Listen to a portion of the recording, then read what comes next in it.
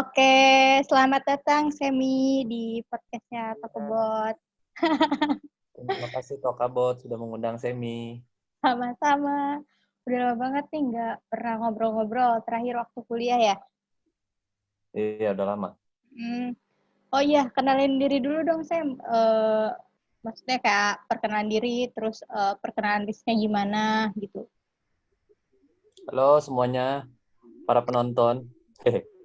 Perkenalkan nama saya Semi. Saya lulusan dari Teknologi Industri Pertanian Universitas Padjadjaran. Sekarang saya lagi menggeluti bisnis makanan, yaitu martabak. Namanya Dakota Martabak. Gitu. Nah, si Dakota Martabak ini udah berapa lama nih bisnis? Baru Dakota Martabak tuh baru mulai Januari 2020. Wah, masih baru Baru mulai berarti ya? Januari. Kayak baru 6 bulanan. Iya. Nah, Baru ada 6 apa bulan. nih kira-kira milih nama Dakota Martabak? Kan padahal kalau tahu gue ya, kalau Dakota tuh kayak identik dengan mahkota kali ya, crown gitu. Oh. Atau ada arti lain? Enggak sih, sebenarnya milih Dakota tuh cuma awalnya gue ngefans tahu ini deh, Dakota Johnson. Oh iya. Nah, ya udah dinamain aja, kan cakep kan. Oh, gara-gara Nah, itu. jadi martabak gue nih seolah-olah cakep gitu kayak Dakota Johnson. Oh, cakapnya gimana tuh? Ya cakep aja kan, kelihatannya pulen gitu. Oh, Terus dari segi mudah-mudahan nanti tampilan kalau ya. misalnya udah sukses gitu, Hmm? gue bisa ngasih martabaknya ke Dakota Johnson. Pasti Amin. bangga dia. Iya, bener. Lucu juga ya pemilihan namanya Iya, Dakota. tidak neko-neko.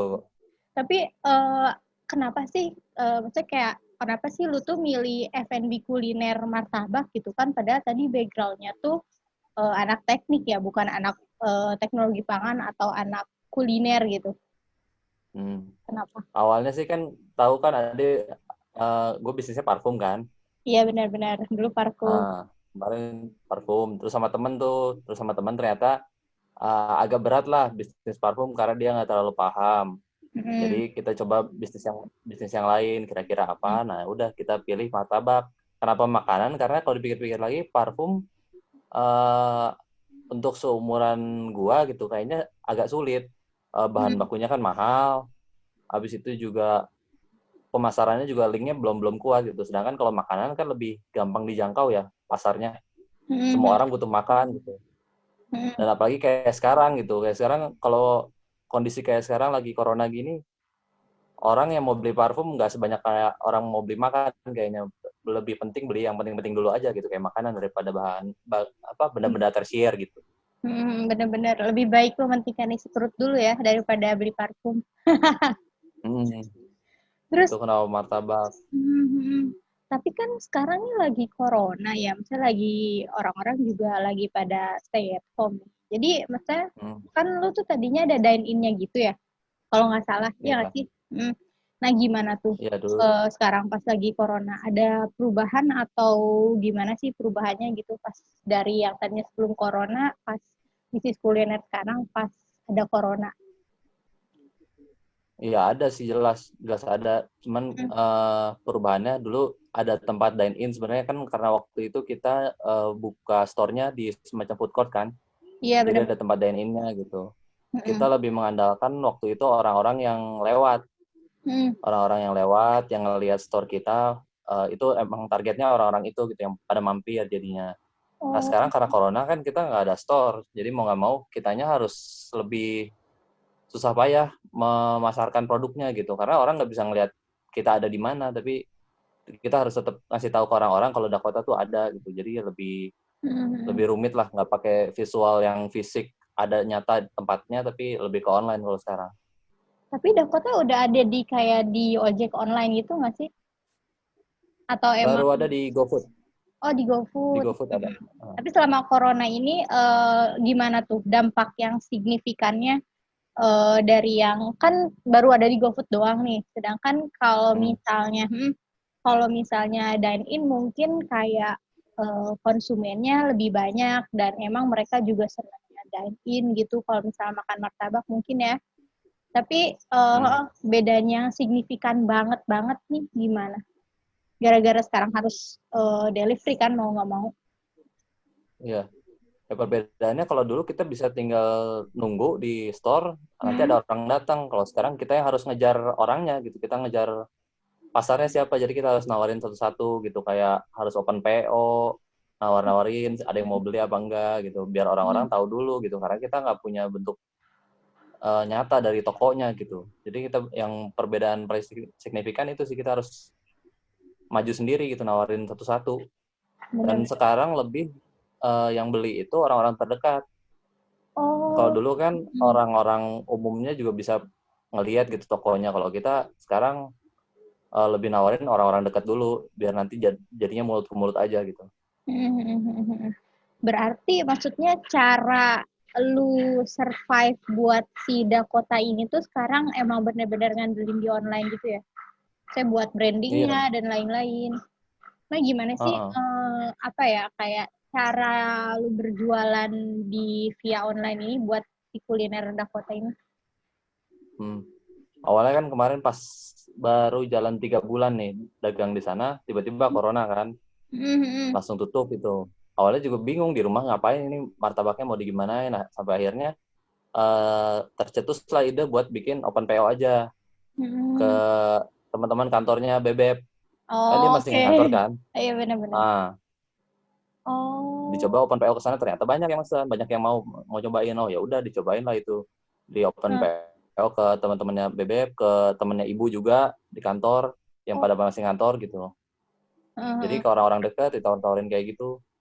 Strateginya gitu aja sih, nawar-nawarin terus, tapi sambil pelan-pelan promote juga ke inilah akun-akun lokal dekat rumah. Info Ranca Ekek kan, gue tinggal di Ranca Ekek.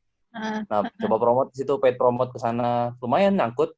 Untuk sekali promote 3-4 orang lumayan. Tapi nanti nutup. Followers nambah gitu.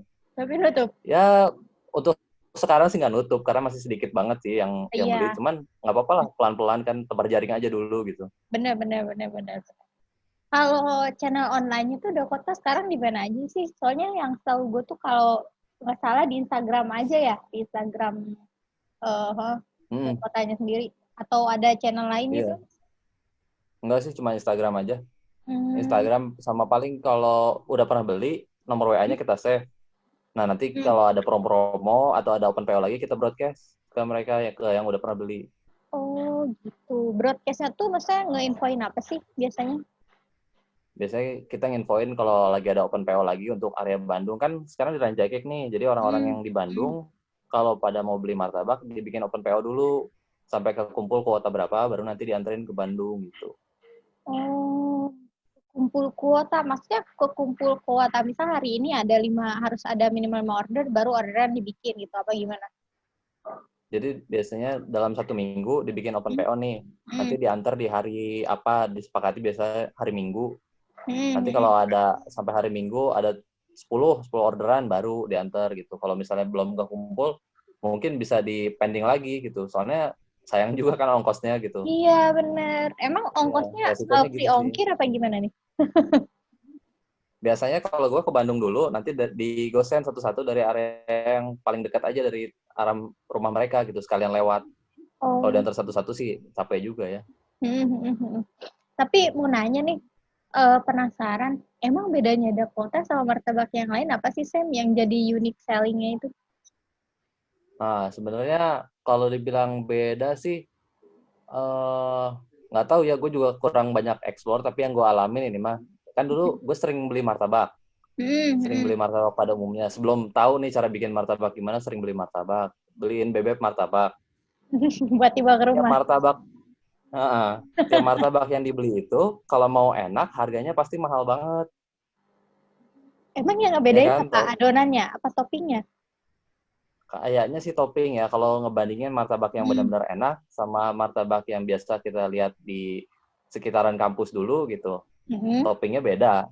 Toppingnya banyakan yang lebih mahal. Enak juga kan. Nah, gue nih pengen bikin martabak yang rasanya enak, tapi harganya nggak nyekek-nyekek amat gitu. Karena gue tahu kalau ngapel tapi modalnya kemahalan ya sedih juga gitu.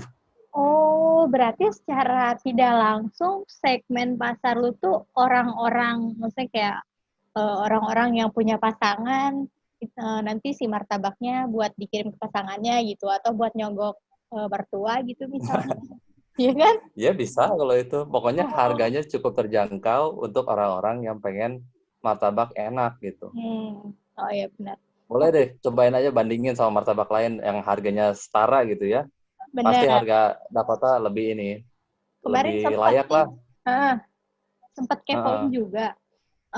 Apa namanya? Kalau misalnya promosi di Instagram yang biasanya Dakota lakuin tuh selain kayak ngepost terus kayak ngasih tahu info PO-nya, ada nggak sih promo-promo menarik gitu yang mungkin udah sedang atau bakal dilakuin sama Dakota mungkin? Hmm. Kalau kita sih promo-promo gitu belum terlalu kepikiran ya. Kalau promo paling soalnya kondisinya kan lagi kayak gini juga. Jadi kalau Benar. promo-promo harus memangkas sesuatu tuh agak berat juga. Paling strategi pemasaran aja yang dipikirin gitu, bukan promonya. Hmm. Jadi abis dari misalnya kemarin-kemarin ke Info RCK, nanti mulai dicari kayak influencer lokal yang gratisan gitu, yang pokoknya tetap irit, tapi gimana caranya bisa viral aja gitu, Kan bisa banyak lebih tuh booming gitu kemana-mana. ada kelas kita, ada angkatan kita di kampus selebgram selebgram. Iya sih benar, cuman orang Bandung bukan sih? Kalau orang Bandung boleh lah nanti diberdayakan. Kayaknya ada orang Bandung kayaknya, Ada ya? tapi nggak bisa sebut merek di sini kayaknya, Oh iya, nanti aja. di luar aja. Oh iya, Siap. ini kalau misalnya nggak tahu sih, kemarin sempat baca berita tentang bisnis kuliner gitu. Terus katanya sekarang pas di saat masa pandemi gini, kuliner yang emang bener-bener lagi apa ya, lagi meroket tuh si frozen food. Katanya mereka bisa Hmm. naik omsetnya 300 sampai 400%. Nah, kalau Hmm. dari Dakota kepikiran nggak sih misal kayak bikin martabak frozen gitu, ya orang nanti Oh, biar tinggal ngangetin kan lebih praktis ya. Maksudnya orang juga males kalau lagi pandemi kayak gini mesti keluar-keluar gitu. Gimana tuh kalau kepikiran dari sih segi kemarin juga. inovasi produk? Kepikiran. Cuman ya martabak frozen sih kayaknya keren ya. Cuman belum kepikiran cara buatnya gitu, belum nyampe otaknya. Cuma kemarin kepikirannya itu bikin premix, Remix premix tuh martabak. gimana? Jadi kita jual tepungnya, Hmm. nanti tinggal dilarutin sama orang-orang di rumah pakai air sesuai dengan instruksinya nanti. Terus Uh, bisa digoreng di teflon. Jadi orang-orang di rumah pada bisa bikin martabak sendiri kayak gitu. Ih, bisa banget. Bener-bener, kayak bakal Iya kan? seru juga sih. Kan lagi Iya kan? pandemi gini, orang banyak yang mendadak jadi chef ya. Iya, banyak yang tiba-tiba nawar-nawarin makanan kan.